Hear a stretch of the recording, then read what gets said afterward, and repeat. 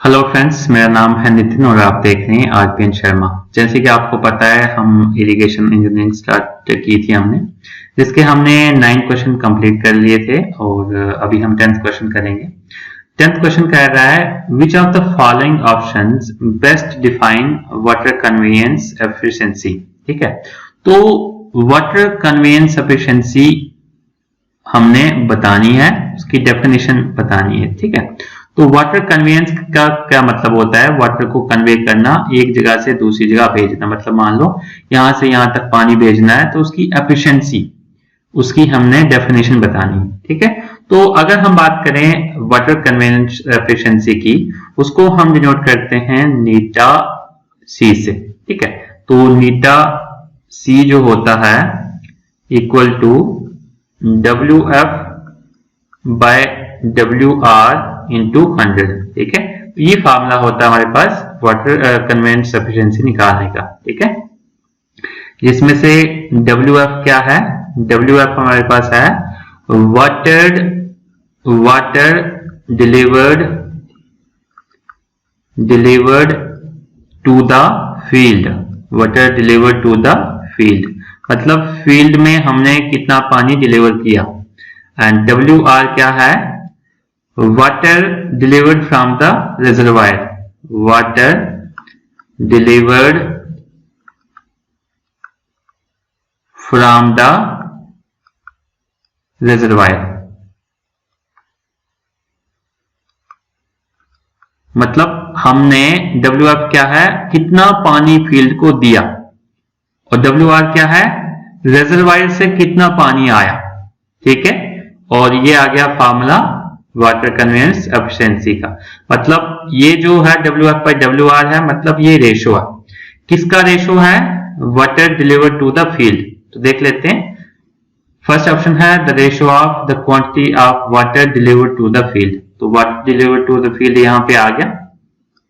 बाकी में देखते हैं, यहाँ पे भी रेशो है, लेकिन किसका रेशो है? वाटर स्टोर्ड का रेशो है, तो ये भी नहीं आएगा। यहाँ पे देखते हैं रेशो है, लेकिन किसका?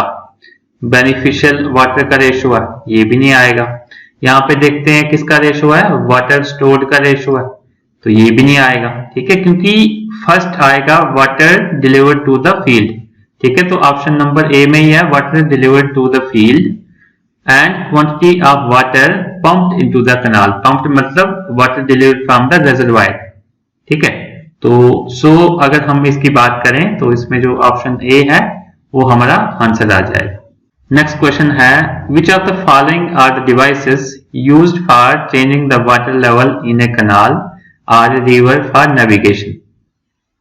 तो इनमें से कौन से डिवाइसेस हम यूज करते हैं वाटर लेवल को चेंज करने के लिए? वाटर लेवल को चेंज करने के लिए मतलब वाटर लेवल को इंक्रीज और डिक्रीज करने के लिए, चाहे वो कनाल में हम यूज करते हैं, चाहे वो रिवर में यूज करते हैं। ठीक है, तो जैसे कि हम बात करें, जैसे कि हमारे पास यहाँ पे एक रिवर जा रहा है। ठीक है, तो यहाँ पे पानी जा रहा है, इसमें इसके लेवल को हमने चेंज करना है। लेवल मतलब इसका पानी हमने इंक्रीज या डिक्रीज करना है, तो क्या करेंगे? यहाँ पे हम गेट लगा देंगे। ठीक है, तो गेट हम कौन सा लगाते हैं? तो अगर हम बात करें यहाँ पे, तो हम मोस्टली लॉक गेट का यूज करते हैं, लॉक गेट्स का यूज करते हैं। ठीक है, क्या करने के लिए? To change the water level in the river और कैनाल। ठीक है, so option C is the correct answer, ये आपको रिमेंबर कर लेना है।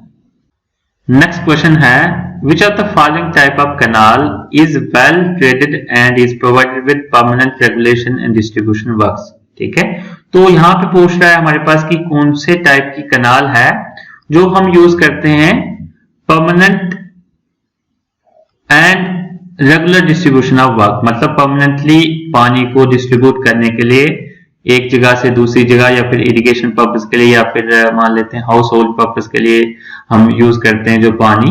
तो परमानेंटली कौन सी कनाल के थ्रू हम डिस्ट्रीब्यूट करते हैं, तो वो हम देख लेते हैं। फर्स्ट है इनअंडेशन कनाल। इनअंडेशन कनाल को हम नॉन पेरिनियल कनाल भी बोलते हैं। इनअंडेशन कनाल को हम नॉन पेरिनियल कनाल भी बोलते हैं। ये हमने पिछले लेक्चर में ही देखा था कि इनअंडेशन कनाल को हम नॉन पेरिनियल कनाल भी बोलते हैं, जिसमें पानी खाली फ्लड के टाइम पर रहता है। फ्लडिंग के टाइम पे जिसमें पानी रहता है। देन परमानेंट कैनाल, इसमें थ्रू आउट द ईयर पानी रहता है हमारे पास। एल्यूवियल कैनाल मतलब एल्यूवियल साइड पे ये बनी होती है, इसमें भी सीपेज ज्यादा रहता है, तो इसमें भी पानी हमें इतना अच्छा नहीं मिल पाता। देन नेविगेशन कैनाल मतलब सिंपली मूवमेंट ऑफ शिप्स के लिए यूज होता है, मूवमेंट ऑफ शिप्स के लिए मोस्टली ये यूज होता है, ठीक है। तो इसमें से अगर हम बात करें करेक्ट आंसर की, वो है ऑप्शन बी, परमानेंट कैनाल। क्योंकि परमानेंट कैनाल में हमारे pass through out the year पानी रहता है, जिसमें से हम पानी को इजिली परमानेंटली डिस्ट्रीब्यूट कर सकते हैं एक जगह से दूसरी जगह, फॉर द इरिगेशन पर्पस और for the domestic purpose. Next question है, what is the unit of rate of rainfall, ठीक है। तो हमने बताना है यूनिट किसका, रेट ऑफ रेनफॉल का। जो रेनफॉल पड़ती है वो किस रेट से पड़ रही है उसका यूनिट बताना है। तो इसका जो यूनिट होता है वो रहता है mm यानी मिलीमीटर्स। तो मिलीमीटर अगर हम देखें ऑप्शन में, तो हमारे पास ऑप्शन सी में है millimetres. So option C is the correct answer. Next question है हमारे पास, the total area of longitudinal bars in a column, ठीक है। तो ये जो क्वेश्चन है ये आरसीसी का क्वेश्चन है, ये हम आरसीसी के सब्जेक्ट जब हम देखेंगे तब हम इस क्वेश्चन को करेंगे। नेक्स्ट क्वेश्चन है, which type of irrigation system is based mainly on navigation, ठीक है। तो कौन सा ऐसा हमारे पास यहाँ पे सिस्टम है जो नेविगेशन से मिलता जुलता है। नेविगेशन मैंने आपको बताया कि मूवमेंट ऑफ शिप्स के लिए यूज होता है नेविगेशन, ठीक है। तो कौन से टाइप का इरिगेशन ऑलमोस्ट मैच करता है नेविगेशन पर्पज से, ठीक है। तो यहाँ पे अगर फ्लो इरिगेशन की बात करें तो सिंपली इसमें पानी फ्लो करता है ड्यू टू ग्रेविटी, मतलब जो भी स्ट्रीम रहेगी उसमें एक स्लोप रहेगा जिसके थ्रू पानी फ्लो करेगा, वो हो गया फ्लो इरिगेशन। डायरेक्ट इरिगेशन में सिंपली हम डायरेक्टली पानी अप्लाई करते हैं, इसमें भी ग्रेविटी के थ्रू ही रहता है, लेकिन फ्लो इरिगेशन में ज्यादा हमारे पास पानी जो है फ्लो करता है। लिफ्ट इरिगेशन में हम पंप्स वगैरह का यूज करते हैं यानी पंपिंग यूज करते हैं। और स्टोरेज इरिगेशन में सिंपली हम पानी को क्या करते हैं, स्टोर करते हैं बाय कंस्ट्रक्टिंग ए डैम, और कोई भी हम रिजर्वायर वगैरह बना के पानी को स्टोर करते हैं, ठीक है। तो यहाँ पे हमें पूछा गया है कि जो नेविगेशन से मिलता जुलता हो, नेविगेशन मतलब मूवमेंट ऑफ शिप्स, तो यहाँ पे जो हमारे पास मोस्ट अप्रोप्रिएट आंसर है वो है ऑप्शन ए यानी फ्लो इरिगेशन। नेक्स्ट क्वेश्चन है, what is the time period between two consecutive watering, ठीक है। दो कंसेक्यूटिव वाटरिंग का टाइम पीरियड हमने बताना है, ठीक है, वो उसको क्या बोलते हैं, ठीक है। दो कंसेक्यूटिव वाटरिंग का टाइम पीरियड को हम क्या बोलते हैं, ठीक है। तो ये क्वेश्चन का आंसर देने से पहले हम एक कंसेप्ट समझ लेते हैं। कंसेप्ट क्या है, सबसे पहले हम बात करें, यहाँ पे इस तरीके का कंसेप्ट बनेगा, फर्स्ट वाटरिंग, ठीक है।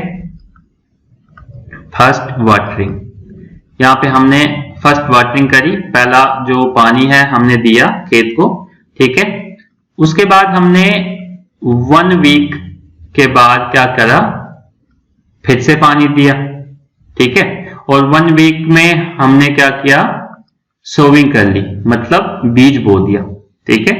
उसके बाद क्या हुआ, फिर 1 वीक फिर हमने वाटरिंग करी, ठीक है। उसके बाद चलता गया, बीच बीच में हमने वाटरिंग करी क्रॉप की, ठीक है। और यहां पे हमने लास्ट वाटरिंग करी। लास्ट वाटरिंग मतलब क्रॉप को काटने से पहले हमने क्रॉप को पानी दिया, और फिर 3 से 4 वीक हमने वेट किया, और फिर हमने क्या कर लिया, हार्वेस्ट कर ली। जो फसल हमने काटी थी, सॉरी बोई थी, उसको हमने काटा, हार्वेस्टिंग, ठीक है। तो ये आपको रिमेंबर रखना है, ये जो कंसेप्ट है रिमेंबर रखना है। फर्स्ट वाटरिंग हमने करी फसल बोने से 1 वीक पहले, और लास्ट वाटरिंग हमने कब करी, लास्ट वाटरिंग हमने करी 3 से 4 वीक पहले, जैसे ही हमने फसल काटनी थी उसके 3 से 4 वीक पहले ही हमने लास्ट वाटरिंग करी, उसके बाद कोई भी वाटरिंग नहीं करी, ठीक है। तो जो फर्स्ट वाटरिंग और लास्ट वाटरिंग के बीच में जो पीरियड रहता है उसे हम बोलते हैं बेस पीरियड, ठीक है। ये आपको रिमेंबर करना है कि जो फर्स्ट वाटरिंग हमने करी है और जो लास्ट वाटरिंग हमने करी है, इसके बीच में जितना भी टाइम आया है उसको हम बोलते हैं बेस पीरियड, ठीक है। और जो टाइम सोइंग से लेके हार्वेस्टिंग तक का टाइम है उसे हम बोलते हैं क्रॉप पीरियड। ठीक है, ये आपको रिमेंबर रखना है। दो चीजें आपको रिमेंबर रखनी है कि फर्स्ट वाटरिंग से लेके लास्ट वाटरिंग तक का जो पीरियड है उसे बेस पीरियड बोलते हैं, और फर्स्ट सोइंग से लेके हार्वेस्टिंग तक का जो पीरियड है उसे हम बोलते हैं क्रॉप पीरियड। ठीक है, और अगर हम बात करें इसमें रोटेशन पीरियड की, ठीक है, तो रोटेशन पीरियड क्या होता है? रोटेशन पीरियड होता है कंसेक्यूटिव वाटरिंग। ठीक है, 2 कंसेक्यूटिव वाटरिंग अगर हम कर रहे हैं उसको हम बोलते हैं रोटेशन पीरियड। मतलब मान लेते हैं कि एक ये वाटरिंग हमने करी और एक ये वाटरिंग हमने करी, इसके बीच का जो पीरियड है उसको हम बोलते हैं रोटेशन पीरियड। रोटेशन पीरियड, ठीक है, इसको हम रोटेशन पीरियड को हम फ्रीक्वेंसी ऑफ इरिगेशन भी बोलते हैं। मैं नीचे लिख लेता हूं, इसको हम फ्रीक्वेंसी ऑफ इरिगेशन भी बोलते हैं। ठीक है, तो हमसे पूछा क्या गया है? Time period between 2 consecutive watering. 2 consecutive watering मतलब एक वाटरिंग और उसके साथ दूसरी वाटरिंग, उसके बीच का जो पीरियड है उसे हम क्या कहते हैं? तो मैंने बता दिया, उसको हम कहते हैं रोटेशन पीरियड या फ्रीक्वेंसी ऑफ इरिगेशन। ठीक है, तो रोटेशन पीरियड हमारे पास कौन से ऑप्शन में है? Option number A. So option A is the correct answer. Next question है, according to Kennedy the silt action in channel is due to. ठीक है, तो इसने पूछा है कि कैनेडी के अकॉर्डिंग जो सिल्ट एक्शन होता है, जो सिल्टिंग होती है, वो किसकी वजह से होती है, वो हमने बताना है। चैनल में जो सिल्टिंग होती है वो किसकी वजह से होती है? तो पहले हम समझ लेते हैं सिल्टिंग क्या होता है। सिल्टिंग होता है चैनल में रेत का जमा होना। ठीक है, चैनल में रेत का जमा होना, तो वो किसकी वजह से होती है? लेकिन वो भी कैनेडी के अकॉर्डिंग, हमारे अकॉर्डिंग नहीं, कैनेडी के अकॉर्डिंग।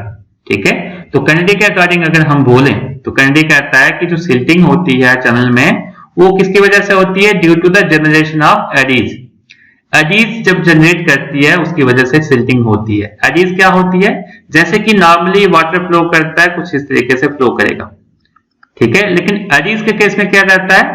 पानी ऐसे जाएगा, फिर ऐसे आएगा, फिर ऐसे जाएगा, मतलब पानी जो है जिगजैग फ्लो करेगा, एक प्रॉपर डायरेक्शन में फ्लो नहीं करेगा, उसके बीच में ऑब्स्ट्रक्शन आएंगी और वो पानी बैक आने की कोशिश करेगा, जिसकी वजह से सिल्टिंग यहाँ पे सैंड जो है जमा हो जाएगी। ठीक है, तो इसका आंसर है ऑप्शन डी। नेक्स्ट क्वेश्चन है, the most essential moisture soil moisture for plant growth. ठीक है, तो प्लांट की ग्रोथ के लिए कौन सा इसेंशियल मॉइस्चर होता है? इसेंशियल मतलब इंपॉर्टेंट मॉइस्चर होता है। ठीक है, तो इसका जो आंसर आएगा वो आएगा कैपिलरी वाटर, या फिर जो वाटर कैपिलरी एक्शन से हमारे पास आता है वही प्लांट के लिए इसेंशियल है, वही प्लांट के लिए जरूरी है। ठीक है, वो कैसे है उसका हम एक कंसेप्ट समझ लेते हैं। सबसे पहले हमारे पास यहाँ पे है ग्राउंड लेवल। ग्राउंड लेवल होता है जहां तक सॉइल रहती है हमारे पास। ठीक है, इसके नीचे हमारे पास रहेगा ग्राउंड वाटर टेबल, जिसको हम GWT भी बोलते हैं। तो यहाँ पे सॉइल रहेगी, ये पूरी सॉइल होगी, यहाँ पे भी सॉइल होगी, ये मैं पूरा नहीं बनाऊंगा, ये पूरी सॉइल होगी। ठीक है, क्या होगा कि जो पानी यहां से आएगा, पानी कहां से आएगा? रेन वाटर से आएगा। ठीक है, या फिर पानी आएगा कहीं दूर से, यहां से सीप होके पानी आ जाएगा यहां तक। ठीक है, सीपेज की वजह से भी पानी आ सकता है, 2 सोर्सेस से आ सकता है। ठीक है, तो पानी आएगा तो वो यहाँ पे जमा हो जाएगा इसके नीचे। इसके नीचे क्या है? हमारे पास सॉइल है और इसके बीच में वाटर है। ठीक है, तो जो कैपिलरी वाटर रहता है वो कौन सा वाटर रहता है? ग्राउंड वाटर टेबल के ऊपर का वाटर। ग्राउंड वाटर टेबल के ऊपर इन स्पेसेस में, खाली स्पेसेस में हमारे पास वाटर रहेगा, जिसे हम बोलेंगे कैपिलरी वाटर। कैपिलरी वाटर मतलब क्या होगा कि ये जो ग्राउंड वाटर टेबल है इसमें जो वाटर होगा वो आस्ता आस्ता कुछ, मतलब हमारे पास कुछ लेवल तक, कुछ हाइट तक ये पानी इंक्रीज करेगा और इनके जो सॉइल के पार्टिकल हैं यहाँ पे रहेगा, जमा रहेगा। ठीक है, उसके वो हम बोलते हैं कैपिलरी वाटर। ठीक है, देन दूसरा होता है हाइग्रोस्कोपिक वाटर। हाइग्रोस्कोपिक वाटर कौन सा हो गया, यहाँ पे हमारे पास अगर हम बात करें तो ये साइल के पार्टिकल हैं below the ground water table. अगर एक पार्टिकल हम लें इस तरीके का पार्टिकल, तो इसके लेयर के ऊपर भी कुछ पानी की एक परत रहती है, ठीक है, जिसको हम बोलते हैं हाइग्रोस्कोपिक वाटर, ठीक है, हाइग्रोस्कोपिक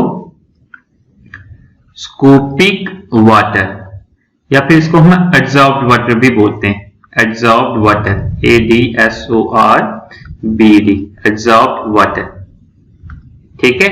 और ग्रेविटेशनल वाटर क्या हो गया, सिंपली जो पानी ड्यू टू ग्रेविटी फ्लो करेगा, नीचे जो फ्लो करेगा उसको हम बोलेंगे ग्रेविटेशनल वाटर, ठीक है। और परमानेंट विल्टिंग पॉइंट क्या होता है, एक सॉइल का एक हम बोल सकते हैं कि सॉइल मॉइस्चर कंटेंट उसमें सॉइल में इतना कम हो गया होता है कि जो प्लांट है वो पानी को या फिर हम बोल सकते हैं जो भी मॉइस्चर है उसको नहीं ले पाता। मतलब एक ऐसा पॉइंट आ जाता है जिसमें सॉइल में इतना कम मॉइस्चर बचा होता है जिससे क्या होता है कि जो प्लांट होता है वो अपना पानी नहीं ले पाता है ट्रांसपीरेशन के लिए, ठीक है, और वो सिकुड़ जाता है, तो उसे हम बोलते हैं परमानेंट विल्टिंग पॉइंट, ठीक है।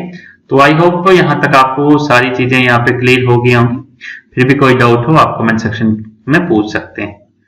और अभी तक आपने चैनल को सब्सक्राइब नहीं किया तो प्लीज सब्सक्राइब कर लें। अगर वीडियो अच्छी लगे तो अपने फ्रेंड्स के साथ शेयर करना मत भूलें। तो यहाँ पे अगर हम लास्ट कंसेप्ट देखते थे जैसे कैपिलरी वाटर कैसे आएगा, तो यहाँ पे टॉप पे अगर हम बात करें तो यहाँ पे कुछ मॉइस्चर रहता है, तो प्लांट की जो रूट्स रहती हैं इसी एरिया तक रहती हैं, यहाँ पे मतलब जो ग्राउंड वाटर टेबल है इससे नीचे नहीं रहती, यहाँ तक ही रहती हैं। तो जो प्लांट जो वाटर को कैरी करता है ट्रांसपीरेशन के लिए वो है कैपिलरी वाटर, ठीक है।